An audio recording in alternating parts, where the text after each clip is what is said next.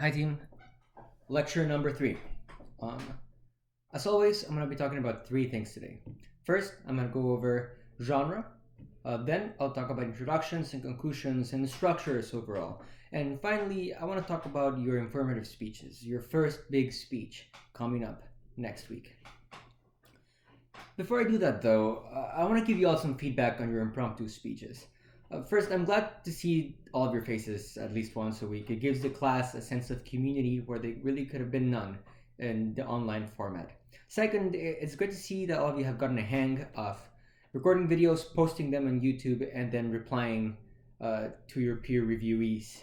Um, I really think, and I promise, it's one of the best ways to get better at public speaking, and especially in the online setting. Publishing things every week gives you a sense for what it feels like to put content out there.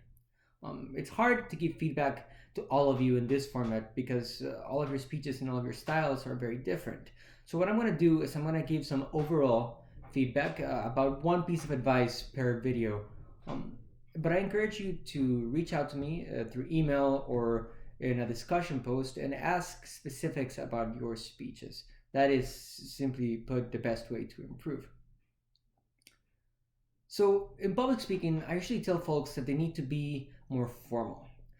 Because when you're in front of an audience, the nerves makes it so that you want to be in a more colloquial environment. And so you act more colloquially. You make fun of yourself, you are more relaxed, and you oftentimes should be.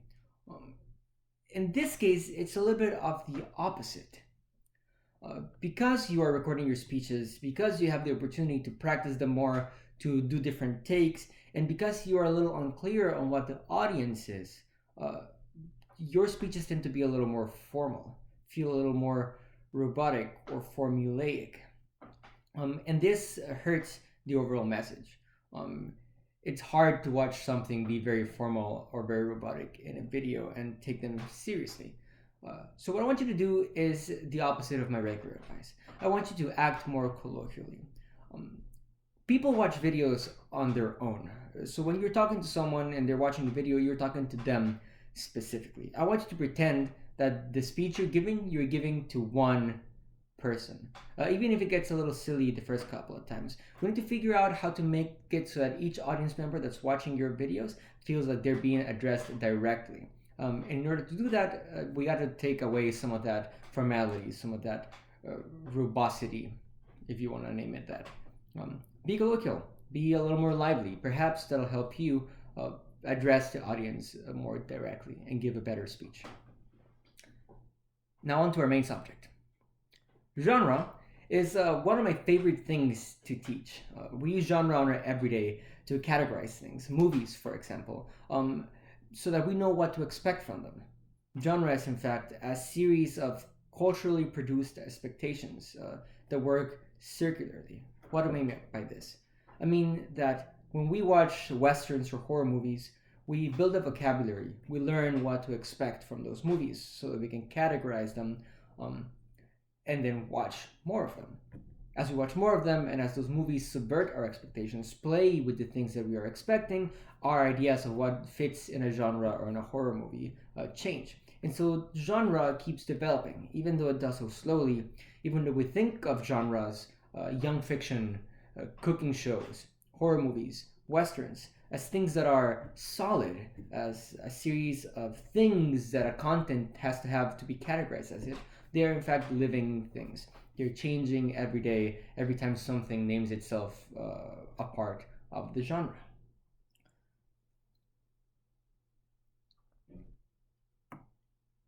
Okay, and what's exciting about them? How can we use genre? Well, let's think about cooking shows. Cooking shows begin in the middle of the last century as a tutorial to be played in the afternoon or at night so that housewives have someone to cook alongside of them, right? Their audience is mainly housewives, women of a certain age that will be leading a household and need to be making food. Their appeal and success, however, means that they get a wider audience, and so they transform into things like cooking competitions, where food and watching someone cook is still the draw, but their point is not to be instructive anymore. Instead, they're meant to showcase a competition. Now, with YouTube cooking, there's a mix of genres that like fit into all of these different categories. We have tasty videos that are 60 seconds long, meant for Instagram, that are a tutorial of sorts, but not really meant to be used as a tutorial. They just show you the steps that you need to follow later on. There's videos that are all about entertainment, ultimate food battles, creative cooking things, and there's Babish, who follows sort of the mix of all of these genres. His pool isn't really the cooking itself, it's the popular culture. Someone who's YouTubing things about friends might run across this video, and that is the entry point into the cooking show. Popular culture serves here as the draw for the audience. Like many of you mentioned, this cooking with Babish isn't meant to be a tutorial. It's simply meant to showcase the meal. It's entertaining to see him cook something that is silly yet manageable. So what do we take away from it? Babish did something really interesting. In a field of many cooking shows in YouTube, he decided not to focus on the cooking, but to focus on the popular culture part of cooking. He subverts our expectations in that way, makes himself something more unique. But as his followers grow, and they have grown a lot in the last 3 years, he switches genres. And now he has a different cooking show called Basics with Babish, where you are meant to follow along with what he's doing. He has a live blog where he cooks alongside his followers. Once people are attracted to what he is doing, then he is able to switch genres and like buy into what their audience is expecting. So genre subversion and the meeting of expectations are some of your best tools in addressing an audience. What does your audience expect from you in your specific topic? How are you gonna meet those expectations so that they feel happy that they got what they wanted, and at the same time subvert them so that you can be unique, entertaining, something that is easy to remember? This week, we're gonna try it. This week, your impromptu speech. I want you to tell me what 3 things you would bring to a deserted island. This is a genre question. It's a question you've heard before. It's the questions you have expectations for. Think about how you might subvert the class's expectations while you're answering your question. Is the things you're going to bring useful? Are they funny? What kind of island are you imagining? All of these parts of the question can be moved around to subvert the audience's expectations, but you do need to meet them in some way or another. You have 2 minutes to tell me, no more than 2 minutes and a half. I'm excited to see what you come up with. Okay, now I want to talk about introductions and conclusions. These are the foundations for your speech. In your introduction, you need to be able to draw your audience in, connect with them in a way that they want to listen to what you have to say, and then give them a thesis statement so that they know what the speech is going to be about. Finally, give them a preview of your main points so that they know what to expect. This is the most formulaic part of the speech, and I urge you to follow that formula. Attention getter, thesis statement, preview of the main points. It'll sound something like this. Are you nervous about giving your first speech? I sure was, but practice and good foundations go a long way. Today, I want to tell you about 2 important parts of the speech, the introduction and the conclusion. First, I'm going to talk about introductions, and then I'll talk to you about conclusions, before finally wrapping things up. End of example. I know it sounds silly, and I know all of your speeches have different topics, and so these things might fit together in different ways. But you need to make sure to give your audience this preview, because the audience needs to be both drawn in and told what to expect so they don't get distracted or bored. A preview is essential. And for some reason, people don't like doing them, even after I tell them this. So please make sure your speech has a draw in, a thesis statement, and a preview of the main points. Similarly, in your conclusion, you need to cue your audience to know when things are coming to a close. The closing line of your speech is important. It's something that your audience has had to remember, something that they can keep thinking back on after you've finished your speech. But the review of the main points might even be more important. After you tell your audience what you're going to tell them, and then you tell them, you need to tell them what you told them. Speech making is all about making that ephemeral moment of speech making the words that go into the vacuum memorable, things that your audience might look back on and take them away with them. So, in your conclusion, do whatever you want with it, but give me a review of the main points before finishing with a memorable closer. This brings us to your informative speech next week. You will have 3 to 5 minutes to give me a speech about your chosen topic. It needs to have an introduction, 3 main points, and the conclusion. It needs to have 3 legitimate sources for your speech, at least one of which is academic. You will also turn in through Canvas on next week's module. I will add that today. Your speech outline with the bibliography of the sources you have chosen. Your speech outline needs to be the preparation outline. Think back on the week about outlines. There are 2 types, the preparation and the speaking outline. The preparation outline is the full sentence draft of your speech that you write so that you know what the main idea is, and then you dilute it into a preparation outline, speaking outline, so that you can have the bullet points ready to talk.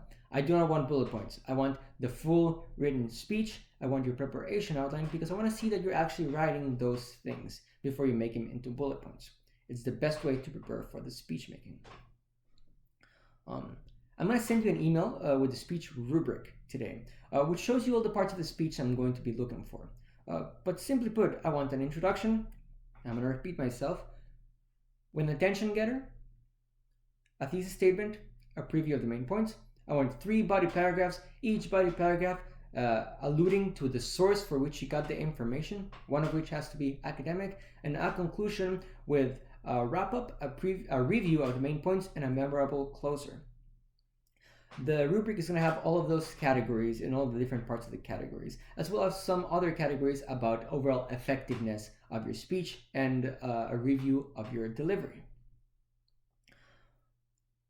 You're going to see in the rubric that some of these parts of the outline are a little bit vague, in that I'm grading whether these parts of the speeches are there, but I'm not actually telling you how many points each part of the speech is. Instead, I'm giving you overall points for your introduction, for your body paragraphs, for your conclusion. I do this because all of the speeches are different, and so for someone, the preview of the main points might be much more important than for another topic. And so I want to have the discretion to be able to choose how effective the introduction was, as well as marking whether all the parts that are essential to an introduction were there. If you have questions about the rubric, please send me an email, or what I'm actually going to do is I'm going to put a discussion post for next week where you can ask your questions through there so that I can give you a written answer and so that your peers can also look at those answers. Next week, you won't have any assignments or readings. All you have to do is write, practice, and perform your main speech. It's going to be due on a discussion post on Thursday by midnight. You will then, over the weekend, see your group's speeches and write the same peer review that you have been writing last week. I encourage you to try and schedule some office hours with me. It's going to be a lot easier to talk about your speech and how you're developing if we're talking one-on-one.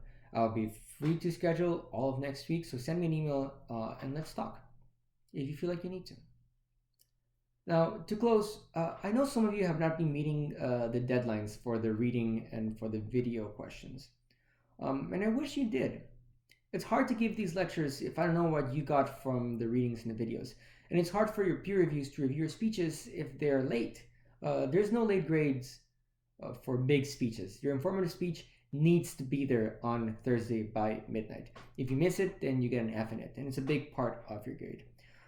So please, if you're having trouble with deadlines overall, reach out to me. I know that for the reading responses and the video responses, they're worth very little of your grade, and so you might think that those are the ones you should be skipping. But don't let that be a reason why you're not reading or you're not responding. I am very lenient on the deadlines, so if you reach out to me, we can talk about it, and we can come up with something that better suits your style or your situation right now. Okay, so takeaways. Check your email for your rubric. Make sure you give me your impromptu speech this week. 3 things you would bring to a desert island. And when you're thinking about your informative speech for next week, remember, give me all the essential parts of the speech: introduction, with an attention getter, preview of the main points, thesis statement, body paragraphs. Each of your body paragraphs needs to have a source that you're using, and then your conclusion with a review of the main points and a memorable closer. Think about genre. What does your audience expect, not just of an informative speech, but of your topic? What are things that people know about it, and how are you going to subvert those expectations? One last thing. People are often confused by the informative speech because it's hard to talk about something without arguing or trying to make an argument about it. Think about your informative speech as giving your audience all the information they need before they are persuaded about something. Try to be unbiased, which is a hard word to say because everyone is a little bit biased, but try to be informative. Try to give your audience tools and not tell them how to use those tools. Try to give them an overview of a topic that might be complex and while they think is simple, or a topic that is simpler than what they think. Inform. On that note, have a good week.